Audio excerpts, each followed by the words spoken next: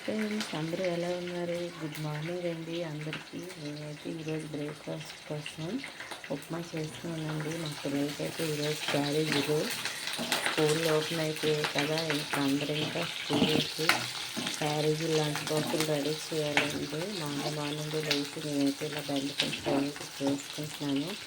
Already eggs అయితే prepare చేస్తానండి. ఎందుకంటే రైస్ కూడా వండేసాను. అలాగే ఎగ్స్ కూడా నేను ఇలాగా బాయిల్ చేస్తున్నానండి. ఆ తర్వాత కొద్దిగా పాలు ఉంటే వెయిట్ చేశాను మా పిల్లల కోసమని. ఈరోజు బ్రేక్ఫాస్ట్ అయితే నేను ఉప్మా చేసానండి. ఉప్మా కూడా మా పిల్లలకి చాలా ఇష్టం అండి. చాలా ఇంట్లో ఉప్మా అయితే తినరు.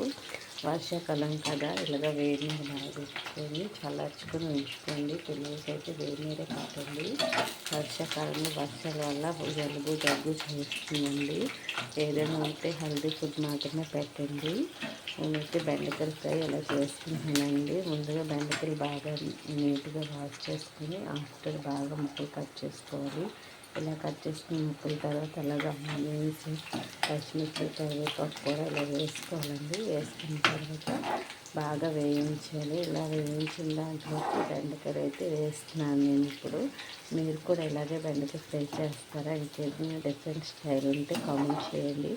అలాగే లైక్ చేయడం మాత్రం మర్చిపోవద్దు. ఇంకా నా ఛానల్ అయితే బాగా సబ్స్క్రైబ్ చేస్తున్నారు. చాలా హ్యాపీగా ఉంది. ఇంతవరకు 6K సబ్స్క్రైబర్స్ అంటే అసలు ఎక్స్పెక్ట్ చేయలేకపోతున్నానండి.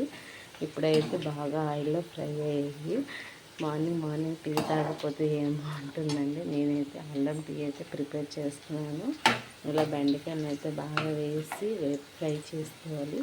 ఆ ఫ్రై చేసిన దాంట్లోకి కొద్దిగా సాల్ట్ అనేది వేసుకోవాలండి.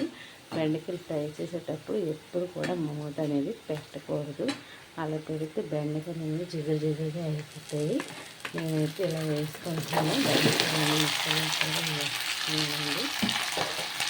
వేసుకున్నాక బాగా వేగనివ్వాలి. బెండకాయ ఫ్రై అంటే అందరికీ చాలా ఇష్టం కదా.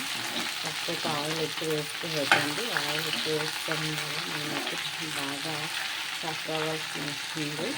అందుకని బెండకాయలు బాగా వేయించుకున్న తర్వాత సాల్ట్ వేసి మూత అయితే పెట్టకూడదు.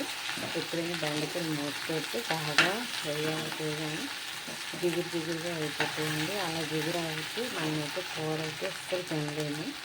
అందుకని నేనైతే ఇలా ప్రిపేర్ చేసుకున్నానండి. చూడండి, బెండకాయ బాగా ఫ్రై అవుతుంది. ఇలా కుక్ చేసుకునేటప్పుడు సిమ్లో పెట్టుకోవాలి. మూత పెట్టకుండా కొద్దిగా సాల్ట్ వేసి అలా అలాంటి వేయించుకోవాలి. నేనైతే సిమ్లో పెట్టేసుకున్నాను. మీరు బెండకాయ ఫ్రై వేసుకోవాలి చేస్తారు డెఫినెట్లీగా కామెంట్ అయితే చేయండి. అలాగే లైక్ చేయడం మాత్రం మర్చిపోవద్దు. Please subscribe.